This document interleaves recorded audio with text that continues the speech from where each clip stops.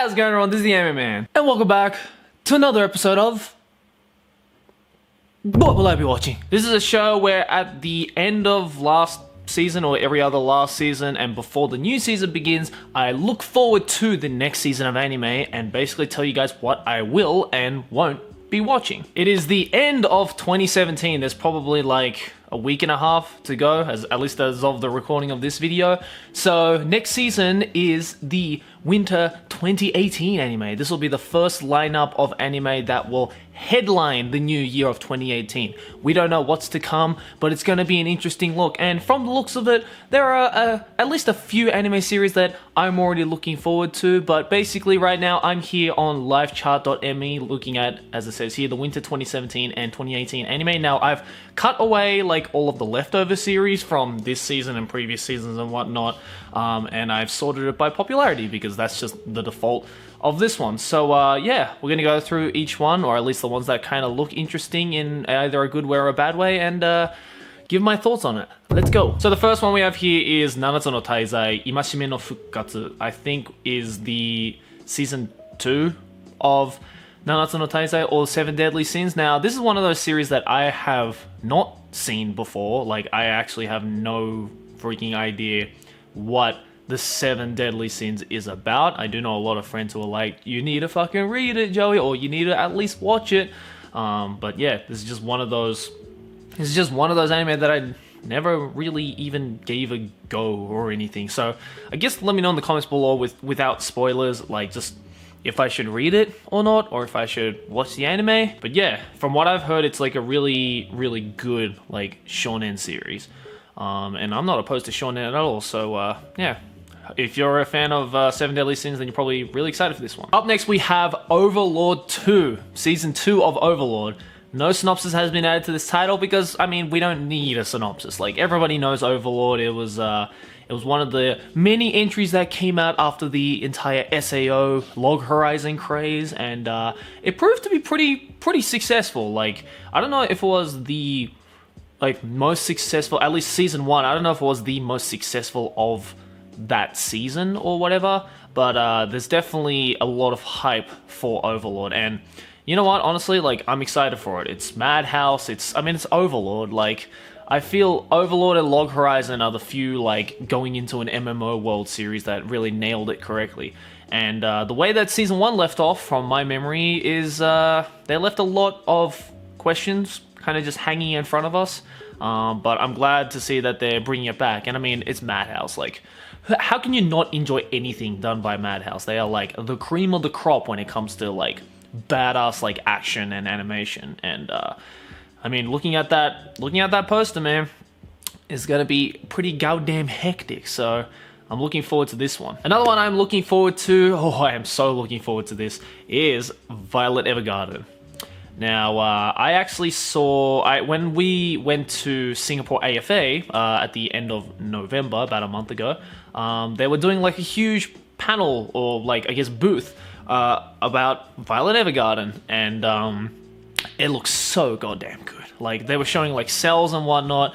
I mean, Kyoto Animation is fucking back at it again with the good animus, and yeah, this one's been hyped for a very, very long time, but this one's got a synopsis, so let's read it for those of you who don't know what the hell this is. Long ago, the Auto Memories doll was born. Professor Orland, an influential figure in the printing industry, invented a new type of printing machine for his wife, Molly, so that she could write novels after she had lost her eyesight. The machine was given the appearance of a petite, lovely doll. Putting his heart and hopes into it, the professor named it Auto Memories doll. Eventually, Auto Memories doll became widespread, supporting the lives of many. Now the term is applied to women whose work is to put thoughts into worlds, either for those who cannot write or on behalf of others. This story is about a young girl, Violet Evergarden, and how she connects people's hearts as an Auto Memories doll living at the turning point of a generation. Honestly speaking, dude, like, that synopsis sounds interesting already. Like, we already have like a really interesting synopsis that we haven't seen in a while.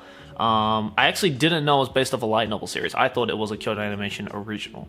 But yeah, this is, I mean, the trailers look fucking it's like cocaine to the eyes. Like anything Kyoto Animation does is cocaine to the eyes, but this is like the supreme cocaine into the eye. Like this is the Cuban cocaine, dude. Like it's so fucking good. So yeah, I mean it's number 3 on the popularity list after Overlord and Nanatsu no Taizai. So it just goes to show how much of a big hype this is. So hopefully they can answer it to our prayers. Next one we have here is actually one that I have never even heard of before. It's called Desumachi kara hajimaru Isekai Kyousoukyoku. Of course, another Isekai because we're still dragging on the whole Isekai genre or trend. Done by Connect and Silverlink. Alright, so I know Silverlink. They've done a few pretty good shows that I've enjoyed over the past couple of years. I've never heard of Connect though. I don't know if they're new or like it's just like a new team formed with Silverlink, who knows. But let's see, 29-year-old programmer Suzuki Ichiro finds himself transported into a fantasy RPG. You don't fucking say. Within the game, he's a 15-year-old named Sato. At first he thinks he's dreaming, but his experiences seem very real. Due to a powerful ability he possesses with limited use, he ends up wiping out an army of lizard men, Lizardos, and becomes a high-leveled adventurer. Sato decides to hide his level and plans to live peacefully and meet new people. However, developments in the game's story, such as the return of a Demon King, may cause a nuisance to Sato's plans. Okay, so I don't want to jump to many conclusions or anything, but this already sounds like fucking SAO in a number of ways. Like we have, you know, obviously going into an RPG, the fact that he's already fucking OP from the beginning, you know, like hiding his level and everything like that. But it says here that the story changes, like the story inside the game changes. Yeah, developments in the game's story, such as the return of the Demon King, may cause a nuisance to Sato's plans. Yeah, so I can understand why this is number 4 on the popularity list so far. I mean, as I said before, Isekai is still a massive genre that's kind of took over all of anime in the past 2 years. It's probably going to start off the 2018 year strong as well, so it might even be a 3-year trend that we're going to see here. But I don't know, man. Like, I don't know. It just says fantasy, so I don't know if they're going to go with like the Overlord, like actually implementing the MMO setting, which was what made Log Horizon awesome, or if they're going to go more of like the SAO harem route. I really don't know. If they're going to go with like the Isekai smartphone series that I think was last season, or 2 seasons ago, I don't exactly remember, but I don't know if they're going to go with like that kind of like more lighthearted route, or they're going to go with the more serious route. Honestly, with this art style that I'm seeing from the poster here, it could roll either way. Like it can easily be a harem route, as you can see with all the females surrounding him, but you know, you can't judge an anime by its art, so it could roll either way. Either way, I think it'd be really interesting to see how they're going to take the Isekai genre, considering the Isekai genre has kind of been overpopulated in the last couple of years. So yeah, let's see if this will make a name for itself, or if it's just going to be shoved into the pile of Isekai crap that we've had in the past 2 years. Alright, here's one here. Fate Extra Last Encore. Now, this is interesting because this is a Fate series, but it says it's going to be done by Shaft. I don't think the Fate series was done by Shaft, right? Like, I don't think that was Shaft. Okay, yes, I was correct. Fate was done by Studio Dean originally, but this one's going to be done by Shaft. Now, you know, if you've been watching me for a while, then you'd know that Shaft is one of my favorite studios next to Kyoto Animation, so this is, I'm always interested to see what Shaft can bring to the table. Waking up in a strange virtual world with no recollection of the past, Hakuno finds himself forced to fight for survival in a war he does not understand for a prize beyond value. The opportunity to have one's wish granted with only an enigmatic servant by his side. Hakuno Kishinami will have to face both friends and foes in battles to the death in order to not only gain possession of a mysterious object known as the Holy Grail, but also to find the answer of the most important question of all: who am I? So is this a spin-off of the Fate series? Because it mentions the Holy Grail, so it's got to be a spin-off of the Fate series, right? But it's going to be done by Shaft. Wow. I mean, I haven't caught up to the Fate series, so I don't know if I'm going to watch this as it's airing, but once I do catch up to the rest of the Fate series, because I honestly don't know, like, is this going to be like a spin-off of Fate where, like, you don't necessarily have to have watched, like, Fate Stay 9, like, Unlimited Blade Words and Fate Zero and whatnot, or is it just like a series where like you have to see it, and or like I don't know, like I'm just really confused that Studio Dean was responsible for all the Fate stuff, and then suddenly we have Shaft out of nowhere. Gonna be weird to see a bunch of familiar Fate characters doing the Shaft head tilts and whatnot, but yeah, I mean visually speaking, Shaft has been really excelling, so who knows? All right, up next we have Grancrest Senki, action fantasy light novel series, of course. Let's read the synopsis. The story takes place on a continent ruled by chaos. The chaos breeds disaster, but the lords of the continent have the power of Crest, a mark of the saint, that can calm the chaos and protect the people. However, one day the rulers throw away their creed of protecting the people and instead start to fight each other with their powers to gain dominion over each other. The novels center on Silka, an isolated mage who scorns the lords for abandoning their creed, and a wandering knight named Theo, who's on a journey to train to one day liberate his hometown, which is under tyrannical rule. Silka and Theo make an everlasting oath to each other as master and servant and work together to reform this continent dominated by wars and chaos. This, like... I don't know why, but like, I mean, I do know why, but like, the reason why I feel like I've heard this synopsis before is because I feel every fucking series with Senki in the title is basically this. Like, I don't know if it's because I've been playing fucking Fire Emblem Warriors for a while, like since I got my Switch last week, but it sounds like a generic Fire Emblem story, of like, two factions are like fighting and there's war going on, and it's all medieval based, and they're trying to like reclaim the hometown and everything. So, man, I don't know if I'm going to get into that. I mean, I love the Fire Emblem series, but I don't really play Fire Emblem for the story per se, if you guys know what I mean. So, yeah, I've never really been into the whole Senki kind of like action, fantasy, medieval kind of stories all that much. So, and it's done by A1, who is like a real swing and a miss. Like, they're like the fucking like anime making factory machines. They just spurt out a lot of shit and hoping one of them sticks to the wall, So I don't know if this is gonna stick to the wall or if this is just gonna fucking hit the wall and become a pile of shit. But the fact that there's, I guess, like a little bit of hype behind this, is suggesting that, yeah, this might be good, might not. Gonna have to check it out. Alright, next one right here is a one that I have talked about in the past. It is Citrus, based off of a Yuri manga. I did a whole video on Citrus and Netsuzo Torapu. Netsuzo Torapu, I think, aired 2 seasons ago, I believe, and so this is the second one that I was talking about. I'll leave the link to that video in the description, by the way. Fashionable Yuzu imagined the first day at her new school she transferred to after her mother's remarried her a bit differently. She didn't know it'd be an ultra-strict and conservative girls' school, so instead of a sweet high school romance, she butts heads with the stern student council president Mei, who turns out to be her new stepsister, and she has to learn that hate and attraction are often not that far apart. So yeah, basically it's your general like Yuri story, like actual like proper Yuri story.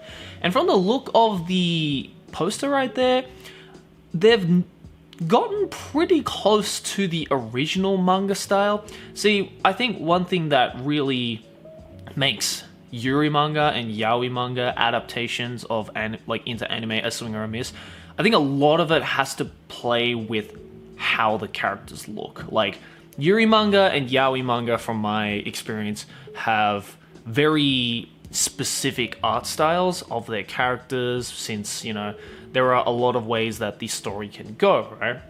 And Citrus and Netsuzo Torapu have this kind of like big eyes, but also like very clean-cut faces. Like, the lines are thin, there's no like accentuation, it's not stylized in any way, it's very simple yet very clean. And yaoi is the same thing. Like, you don't really see like a lot of like thick lines used in a lot of yaoi and Yuri manga, and the anime is the same. And I think from that, it looks pretty good so far. It says shoujo ai there, but when it comes to Citrus, it's not quite a shoujo ai. It actually develops more into like an actual Yuri rather than a shoujo ai. Again, I've explained that whole thing I've explained the difference if you don't know in the video where I talk about Citrus, so I recommend you go check that out if you're interested. But I love the Citrus manga. I thought it was a really, really cute Yuri manga, and even though Netsuzo Torapu unfortunately became a pile of shit with its anime adaptation, hopefully with Citrus they'll be able to do okay with it. I think the whole reason why Netsuzo Torapu fucked up in its anime adaptation is because it was like a 5-minute per episode series. And you don't do that with any kind of romance, especially with Yuri. So hopefully if they don't do that, if they actually make a like, you know, a 20-minute episode for like maybe 12 episodes, they should be able to cover most of the manga. But yeah, we're gonna have to see. I'm looking forward to this one. All right, up next we have Beatless. Now, from the looks of it, it looks like a fucking like Vocaloid ripoff. I don't know why that girl in the front looks like a Vocaloid faction. What were they called? Utaites. I don't know why she looks like an Utaite. But this is done by Diamedia. Again, Diamedia, very hit and miss. But I have seen people on Twitter kind of speaking about this series. So yeah, let's look at the synopsis. I believe in that smile, even if you don't have a soul. I guess that's the tagline of this series. 2105 AD Japan, the humanoid android Hai, I guess Hie, became part of people's life and was handling the things humans could and couldn't do. Endo Arato, unlike his friends Kenko and Ryo, who hate Hai, felt sympathy for Hai, which are supposed to be just objects. One night, Arato suddenly gets assaulted by mysterious falling cherry blossoms that make Hai and machines run havoc. Will the cornered Arato be able to be saved by the mysterious Hai Lacia? You know what this sounds like? This sounds like that Kagamine Rin visual novel that I did on my channel like 3 years ago. I guess like the whole like Chobits situation where it's like human falls in love with android even though human is not supposed to fall in love with android, and things ensue, and it's like, will he actually be able to hold on to that romance for the longest time? I'm not too sure about this one. It is Diamedia though, and I've enjoyed like Diamedia's whole animation style or anything, and since it is like action sci-fi stuff, I feel Diamedia is up to the challenge. It's just a matter of, will the story and the characters be good?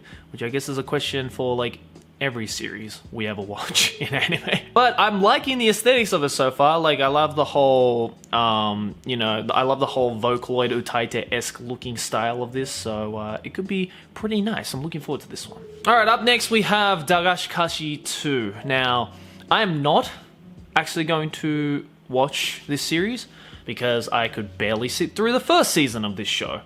Now, I can understand, I said it in my seasonal roundup, I think this was last year that it aired sometime. It was either like, I think it was spring of 2016, summer of 2016, something like that. I can understand why people really, really love this show. But as I mentioned in my seasonal roundup, this show is really boring for someone who knows pretty much about Japanese candy, because if you don't know this series, that's what the show's about. It's a slice of life series about this girl and these people who like love these dagashi, which are like really cheap candy that you get in like traditional Japanese stores. It didn't really interest me because I knew everything about them because I kind of grew up eating those. But I can understand why if you've never seen dagashi before, then you'd be like, whoa, that kind of thing exists in Japan, that's so cool. And then the jokes revolving around it would be a little bit more funny because you're more interested in it because you're invested in what this may be about. So yeah, I think though the studio is different. I don't remember Tezuka Productions doing Dagashi Kashi. I don't think it was Tezuka Productions. I think it was a different studio. So, I don't know. I'm even more, like, scared now about Season 2. Again, I'm probably not going to watch it. But, yeah, if you like the first season of Dagashi Kashi, then you can look forward to this one. Okay, here is a series that a lot of people have been talking about. This is Darling in the FRANXX. Yeah, that's how you pronounce it. It's not Franks, it's FRANXX. Or Franks, I guess, I don't know, whatever. Done by A1 and Trigger. I believe this is a new Trigger original series. I don't know if A1 is taking part in the storytelling as well, but I've heard this is the new original Trigger show. Mecha sci-fi, so I feel it's going to be like a cross between Kill la Kill and Gurren Lagann. So let's read the synopsis though. They dream of one day flying into the endless sky, even though they are painfully aware of how far away the sky is beyond the glass that blocks their flight. In the distant future, humanity established the mobile fort city Plantation. Upon the ruined wasteland and civilization flourished. Within the city were pilot quarters called Misteltine. otherwise known as the birdcage. That is where the children live, not knowing anything of the outside world and unaware of the vast sky. Their only mission in life was the fight. Their enemies are the mysterious giant organisms known as Kyoryu, which means dinosaur. The children operate robots known as FRANXX in order to face these still unseen enemies because they believe that that is their purpose in life. Among them was a boy who was once called a child prodigy, code number 016 Hero. However, now he's a failure and considered unneeded. Those who cannot pilot FRANXX basically do not exist. One day, a mysterious girl called 02 appeared in front of Hiro. From her face grew 2 alluring horns. I found you, my darling. That last paragraph is very strange, but okay. Last paragraph sounded like a fucking Mirai Nikki like thing. Again, it sounds like a combination of like everything Trigger and Madhouse have done. You know, the whole Gurren Lagann aspect of the mecha. The fact that their Trigger is again using kids is like very synonymous to that of like Kiznaiva. And yeah, this is gonna be really fucking good. I can already tell. I mean, it's Trigger. Like, Trigger hasn't gone wrong with anything except for Kiznaiva, but aesthetically, they fucking nailed it with Kiznaiva. So if they can keep the aesthetics of Kiznaiva and give us the storytelling and the like rich characters that made up shows like Kill la Kill and Gurren Lagann, then this show is gonna be fucking lit. So I'm really excited for this one. All right, up next we have Karakai Jouzu no Takagi-san. That's an interesting title. More so, that's an interesting art style. Have you guys ever seen like a really anime-ish art style like that? Because it's very round and like it kind of reminds me of like old school, what's the name of him? Like the guy who did like Osomatsu-san and like Bakabon and like that kind of like very like 80s style anime. But yeah, this is done by Shin-Ei Animation. Never heard of them, they're probably a new one. If you blush, you lose. Nice tagline, bro. Living by this principle, the middle schooler Nishikata gets constantly made fun of by his seat neighbor Takagi-san. With his pride shattered to pieces, he vows to turn the tables and get back at her someday. And so he attempts to tease her day after day, only to find himself victim to Takagi-san's ridicule again sooner than later. Will he be able to make Takagi-san blush from embarrassment even once in the end? What a simple synopsis, which... not sure if it will be good or not. I feel like this is one of those synopses which is like really like it'll be interesting for like the first couple of episodes, but then by the end of it, like unless they make some like actual like major changes, it's gonna start to get like pretty old pretty quickly. So if they can make it last throughout however many episodes this is, I'm assuming it's 12 episodes considering it's a slice of life manga that nobody has heard of before, then yeah, it might be good, it might be bad, really not too sure. Next one is Koi wa Ameagari no Yoni, which is Love is Like After the Rain Sets. That's a beautiful title. Done by Wit Studio. Wit Studio has always done well. They did well with I believe they did Attack on Titan and Cabaneri. So seeing them do a less action-based romance seinen is going to be interesting to see. Akira is an aloof and cool girl that used to be in the track club of her school. Right now she's working as a part-timer in a family restaurant next to her crush, the manager, a 45-year-old divorced man. Whoa, now I can see why the seinen tag is there. Okay, wow, that's really interesting. That's like what, a schoolgirl falling in love with an older man. We haven't seen a series like that done in a while. Not to mention a series like that done by Wit Studio, at least to my recollection, at least. So yeah, this is without a doubt going to be, you know, the big mature series of the season, the one that will really hit home for an older demographic, much like Sweetness and Lightning did a few seasons ago. I'm probably going to check it out, and I'm probably going to end up enjoying it just because I'm always a fan of, like, you know, the very vanilla type of seinen romance shows like this. And, I mean, hey, the art looks good, and I'm really interested to see how Wit Studio is going to bring a more, I guess, quieter approach to their animation that they otherwise couldn't really do with their other successful series. Oh, here we have our psychological series, psychological mystery series of the season, Kokkoku, or Kokukoku. Yeah. Interesting. Juri or Yuri, not sure if it's like a y or a j sound. Juri, I'm going to assume. Juri Yukawa lives with her neat father and brother, her retired grandfather, her sister, a single mother, and her young nephew. That's already a lot of people. One day, her nephew and brother are kidnapped for ransom. Having only 30 minutes to meet the demands of the kidnappers, Juri, who realizes there is not enough time to prepare the money, decides to head for their rescue by herself, with knife in hand, when her grandfather uses a mysterious stone passed on in the Yukawa family to stop time. Wow, okay, fucking grandfather's apparently Dio. In a world where everyone and everything are inert, Juri and her father and grandfather run to rescue the two, but at the kidnappers' hideout, they soon realize they are not the only ones who can move about in this still world. Huh.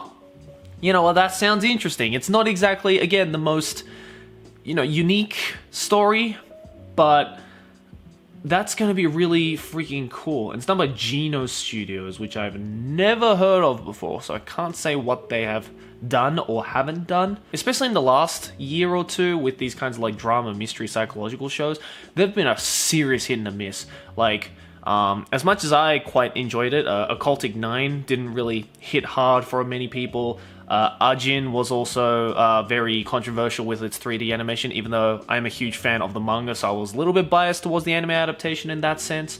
We also had series like Mayoiga, which was like if Junji Itou was on crack and made a horrible story, that's kind of what that show was. So again, it's like a really, really difficult swing and a miss for mystery psychological series. And of a seinen genre too, and of like a very simple yet very sci-fi-esque element to it as well. It's going to be a really interesting combination to see, and to really see if it even conceptually can work with a good story and a good set of characters. So I'm looking forward to this one. And just quickly going over this, Saiki Kusuo Sainan's second season. Saiki Kusuo Sainan is a series that not a lot of people talked about when it was first airing, but the people who did watch it were the ones who really fucking enjoyed it, and I am one of those people. I have always been a fan of the original author, though, ever since he did his first manga series, Boku to Watashi no Yusugaku. I think that's, personally, I preferred that series above Saiki Kusuo no Sainan, but Saiki Kusuo no Sainan was really good. The characters were really fun. It was just a really, really funny and just very wacky comedy series, and I'm glad, I guess, it got the recognition with the second season. Now all we need is for them to just adapt Boku to Watashi no Yusugaku. That would be really fucking dope. Alright, we have another Fate spin-off? We have Fate Grand Order Moonlight / Lost Room. Alright, well this is obviously based off the Fate Grand Order game, which kind of made a big name for itself in the App Store when it came out. Short centering on a lost room where you can find what was lost. No shit. Or those who lost. Again, no shit. This room, which belongs to no one, lies forgotten in the corner of Chaldea. ANN, what are you doing, man? Like, that described nothing. Obviously, this is for people who have played Fate Grand Order. I am not one of those people, so I have no idea if I'm going to watch this or not. Leidus is the studio that is doing it. Again, they're bringing out all of these spin-offs of the Fate series done by all these different studios. We had Shaft with one of them, and now we have Leidus, if that is how you pronounce it. Jeez, I really don't know with this one. Again, if this is a spin-off and it has nothing to do with the original Fate series, which I haven't caught up to yet, then I'm probably just going to check it out just to see what it's like. Because I heard a lot of people saying that Fate Grand Order, like the TV series, was really freaking good. But with this one, really not too sure. Ooh, we have a very interesting looking one here by Leiden Films, Killing Bites. Action, ecchi, horror, sci-fi, seinen. How often have you heard of a list of genres like that? Especially ecchi with horror. I think the last ecchi horror we like properly got was High School of the Dead. And that was, how many years ago was that? Like 7, 8 years ago? I think that was like 2010, 2011, something like that. But yeah, I love that art style. It kind of reminds me of like if Drifters and High School of the Dead were combined with furries. That's the kind of style I'm getting. I don't know if anyone else is seeing that or not. But people have been created that are human-animal hybrids. The powerful businesses bet on the outcome of their duels. College student Nomoto Yuya's casual acquaintances ask him to drive them around to pick up girls one day, which he soon finds out means by force. Oh, that's not good. The girl they kidnap is an animal-human hybrid named Hitomi, who slaughters all of them except Yuya. Hitomi is an honey badger, which is being called the most fearless of all animals. That is actually true. I learned that from Brave Wilderness. Now Hitomi is assigned to stay with Yuya for his protection. That's super fucking interesting. There's been a lot of these, like, I've also seen in, like, Animate and, like, other, like, manga stores in Japan that, like, these kinds of, like, animal-human hybrid series are coming together. Most likely because of the whole Monster Girl trend that was going parallel to the Isekai genre in these last couple of years. So I feel this is going to be more towards the Monster Girl genre. But it's... the fact that it's ecchi horror is very interesting. I don't know if it's going to go anywhere near the Eroguro genre, which I don't think I've seen like a proper anime adaptation of, for obvious reasons, because it is very adult oriented. So I don't know if it's going to go in that direction, so or if it's going to go in more of like a shonen or seinen style series. I mean, it does say seinen there, but like to what extent of seinen is going to be interesting. Also, what genre they are going to focus more on. Are they going to focus more on the ecchi element, or are they going to focus more on the horror element? Personally speaking, I'd like them to focus more on the horror element, just because the art style calls more for a horror series rather than an ecchi series, just from the art style and the storyline, or at least for what I've read in the synopsis. So yeah, I'm definitely going to check this one out. This might be kind of a hidden gem this season. Alright, up next is a series that I'm actually really fucking looking forward to, Ryuuou no Oshigoto. Now, if you guys don't know, I actually interviewed the author of this particular series by the name of Shiratori Shiro Sensei. I've left a link to that interview in the description where we talk about this adaptation, and it's finally going to start. So yeah, project number 9. I mean, I know all about this series already because, again, I have done the interview for it, so I'm not going to go into it in this video. If you want to know about this series, which I highly recommend because I think it's going to be a fucking awesome series, then I'll leave the link to this in the description for the interview, so go check it out, yo. Up next we have Toji no Miko, or Toji no Miko. I don't know what the intonation of that is exactly. Studio Gokumi. Fuck. I feel like I know some stuff that Studio Gokumi did. I just can't remember. It's probably on the screen somewhere. Anyway, it's just an action fantasy, but it's an original done by Studio Gokumi, so, ooh, that's always a troubling sign. There's an evil creature called Aratama that attack people, and a group of Miko has been exercising those creatures using swords since olden times. Those who wear uniforms and swords are called Toji, who are officially called Tokubetsu Saishiki Kitotai, Special Ritual Maneuver Team, in the police association. They are officially approved of wielding the swords by the government officials. The government has established 5 training schools consisting of junior and senior high levels for the female students to attend. They spend their student life normally and use special skills with the swords when they're doing missions to protect people. In the spring, these 5 schools are to take part in a competition. Among the girls who train for the competition, there's a girl who's a bit more passionate than any other girl. Who will the girl with the sword aim? Now, I don't know about you, but I'm probably going to skip over this one, just because, one, the synopsis sounds very generic in my standards. Like, anything involving with Mikos and like that kind of like Japanese shrine culture usually tends to fall into this kind of like action fantasy genre, which, to be honest, I'm quite fucking sick of at this point, because I've seen a lot of them, and none of them have really stuck around in my mind. Maybe except for like Akatsuki no Yona, but like I don't even know if you count that as this kind of style. I feel this isn't going to be that great, and especially considering I don't recognize who Studio Gokumi are, and so I can't really tell you the things that they have done. And it's an original, so there's nothing to like relate it to. It's going to be a pretty hard hit or a miss with this one. I feel like it's going to be a miss though, just from my personal experience, so we'll see how it goes. Alright, up next we have Hakata Tonkotsu Ramens. Now, I've actually heard of this series before, or rather, I've heard of the light novel series before. I feel like I've seen it in bookstores, like it was highlighted when it first came out, so at least in Japan there was some level of hype behind it, hence most likely the anime adaptation for it.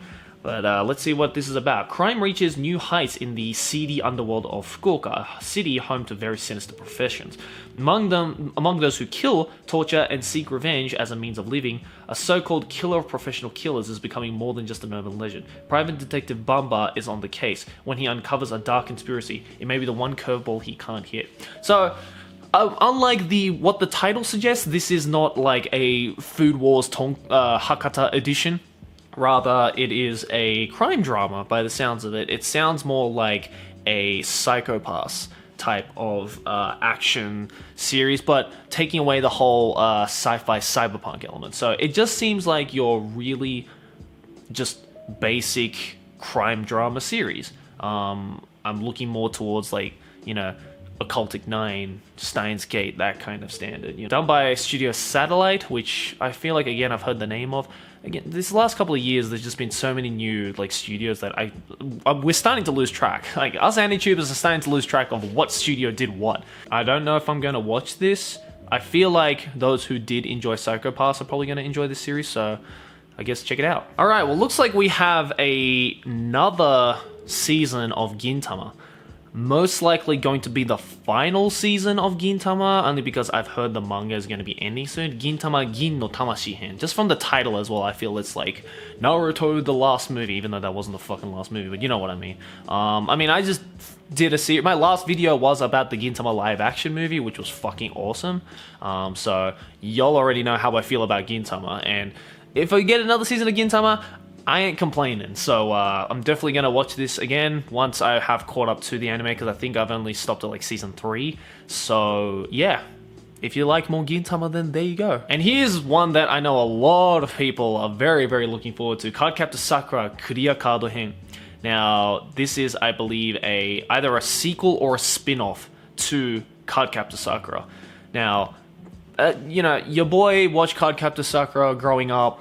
I mean, it's a fucking fantastic shoujo series. And don't let it be... If you've never heard of Cardcaptor Sakura, don't let the whole shoujo thing fool you, because, you know, this, I feel, fits into the same realm of shoujo as Sailor Moon. Like, this is a shoujo series that, regardless of if you're a boy, a girl, a young boy and young girl, or an old boy and old girl, everybody can get into this show. I mean, it's one of Misty's favorite anime, like, period. So, and I fucking love it too. So I'm definitely going to check it out. It's going to, I think for us, like our generation, this series is going to be extremely nostalgic. So I think we're going to have a little bit of a bias towards it. And it's done by Madhouse. Fucking who can complain about that? So I'm super looking forward to this one. Okay, this is a one that's going to be fucking interesting. Itou Junji Collection. Now, if you guys don't know who Itou Junji is, he is basically the father of horror manga. And this is a collection of, I guess, adaptations of his early works. I am partly super looking forward to this, but also partly horrified and very, like, I'm worrying. Not because it's fucking horror, but because I feel Itou Junji's works are just one of those one of those types of art styles that just I would never have thought could ever work in anime. It's kind of like how everybody thought about JoJo when it first came out, hence why it took so long for JoJo to get adapted. And I feel Itou Junji's stuff is going to be like that. I feel Itou Junji's stories, at least with just horror, only really works in manga. So Studio Dean is going to be responsible for this. I mean, Studio Dean have done some pretty good horror stuff, so I'm not too worried about that, but just, man, I don't know.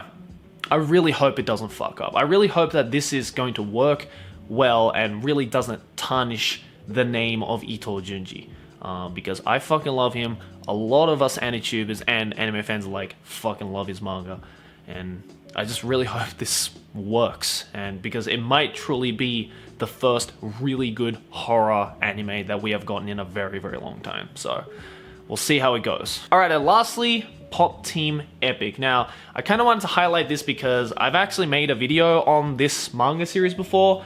I fucking love it. In fact, I'm wearing the shirt of it right fucking now. What a coincidence. But yeah, I've done a video of it before. I'll leave the link to that in the description too, so go check it out. But this, I'm super looking forward to because it is extremely surreal and the manga is very, very funny. But the synopsis, the surreal 4-panel manga centers around two 14-year-old girls, the short Popko and the tall Pipimi. The story summary on the anime's website quotes William Shakespeare's 12th night play, "There is no darkness but ignorance." Already, just the fact that the website promoting the anime is using fucking William Shakespeare's, in other words, they are not taking this thing fucking seriously at all, just goes to show that this is going to be one weird... Like, if you thought Nichijou was surreal, you're in for a fucking ride, honestly. Like, I've actually seen some bits of the anime adaptation of this already. I can't say it right now, but I would suggest you guys actually watch this anime. Like, I really suggest you guys watch this anime because your boy is involved in this a little bit. So I'm just gonna leave it at that. But honestly though, even if you give no shits about me, then I actually do recommend you guys watch this anime. I'm certainly going to, just because the manga is just so fucking weird and like quirky that like, who knows how it's going to be adapted, you know? Like, who knows how even more weird it's going to be after it becomes a full-fledged anime.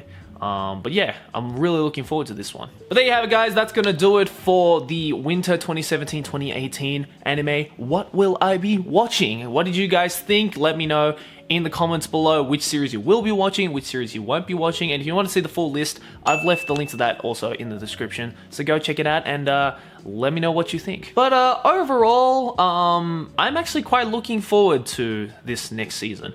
The last couple of seasons, personally, didn't really hit home for me all that well. Like, there weren't a lot of series which are like, oh, I really want to watch that, or I'm definitely going to watch that. Because, yeah, this year's anime was very, like...